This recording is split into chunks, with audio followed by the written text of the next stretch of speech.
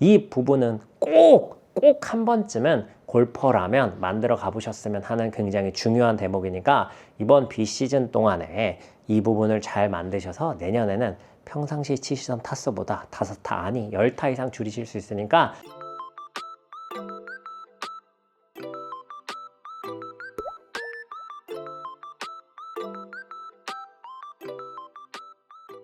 자, 여러분 이제 완연히 골프 시즌은 끝났다라고 봐도 될 만큼 이제는 추위가 좀 다가온 것 같아요. 물론 저는 지금 영상을 촬영하는 시점부터 바로 어제도 필드 레슨을 다녀오긴 했습니다. 다행히 어제는 날씨가 좋아서 정말 괜찮게 플레이를 했지만 요즘에는 하루하루 다르게 어떤 날은 굉장히 추웠다, 어떤 날은 굉장히 날이 더웠다 하는 것 같아요. 근데 이렇게 시즌이 끝나고 시즌 오프가 되면 내년 시즌을 위해서 조금 꼭 준비하셨으면 하는 것들이 하나 있습니다.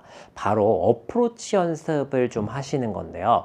어프로치의 많은 것들, 특히 여러 가지 기술들 중에 이 거리감 항목에 대해서 연습을 많이 좀 하시면 다음 시즌을 훨씬 더 즐겁게 골프를 즐기실 수 있게 되는데요. 제가 항상 이 겨울 시즌이 되면 제 회원님들한테 드리는 미션이 있어요. 딱 2가지만 우리가 연습을 하자. 바로 어드레스를 하고 스윙을 했을 때 지금처럼 지면과 샤프트가 평행이 되는 백스윙으로 따지면 테이크백 정도 되는 위치의 백스윙입니다. 요 정도 샤프트가 지면과 평행이 되는 요 높이 정도 들어서 치는 거리, 그러니까 우리가 흔히 얘기하는 그린 주변에서 치는 이 크기 하나, 그리고 백스윙을 했을 때 왼팔이 지면과 평행이 되는 높이 하나.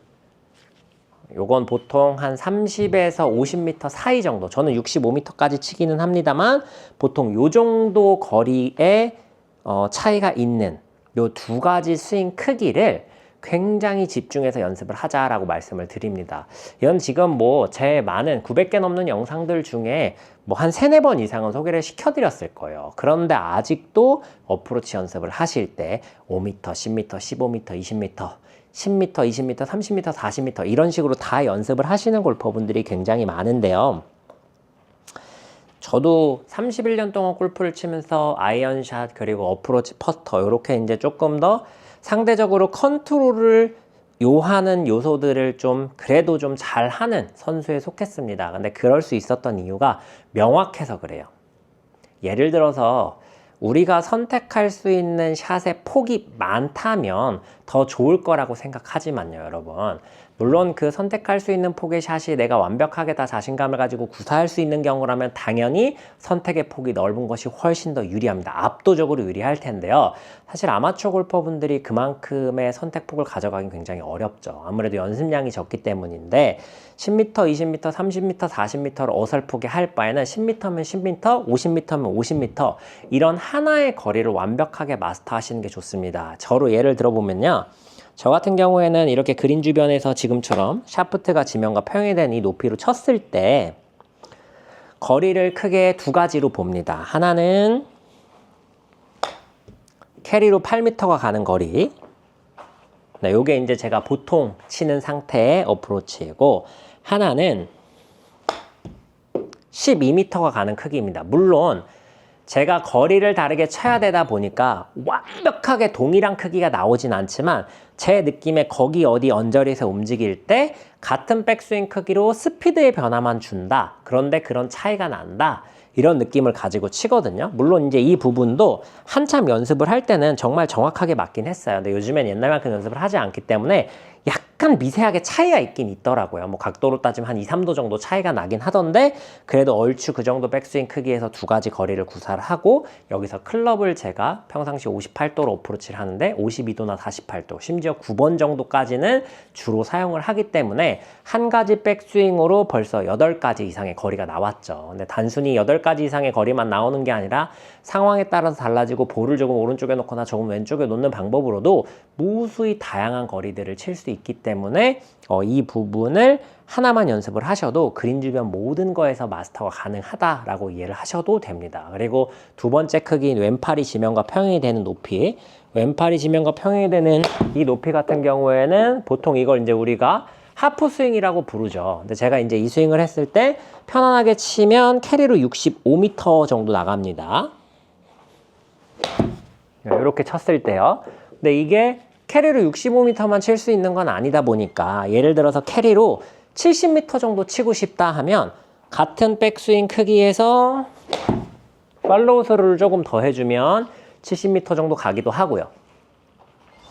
그리고 요거보다 조금 더 짧게 쳐야 될 때, 그럴 땐 헤드를 제 느낌에 45도 정도 열어주고 똑같이 강도를 가져가 줍니다. 그러면 캐리로 50m 정도가 나갑니다.